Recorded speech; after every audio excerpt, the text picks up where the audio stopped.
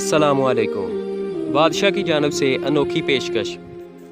एक रियासत के बादशाह ने ऐलान करवाया कि कल सुबह जब मेरे महल का मरकज़ी दरवाज़ा खोला जाएगा, तब जिस शख्स ने भी महल में जिस चीज़ को हाथ लगा दिया वो हर चीज़ उसकी हो जाएगी। इस ऐलान को सुनकर सब लोग आपस में बातचीत करने लगे कि मैं तो सबसे कीमती चीज़ को हाथ लगाऊंगा।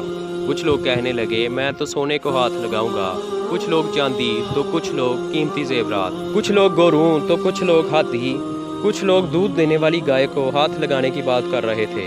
जब सुबह महल का मरकज़ी दरवाज़ा खुला और सब लोग अपनी अपनी मनपसंद चीज़ों के लिए दौड़े। सबको इस बात की जल्दी थी कि पहले मैं अपनी मनपसंद चीज़ों को हाथ लगा दूं, ताकि वो चीज़ हमेशा के लिए मेरी हो जाए।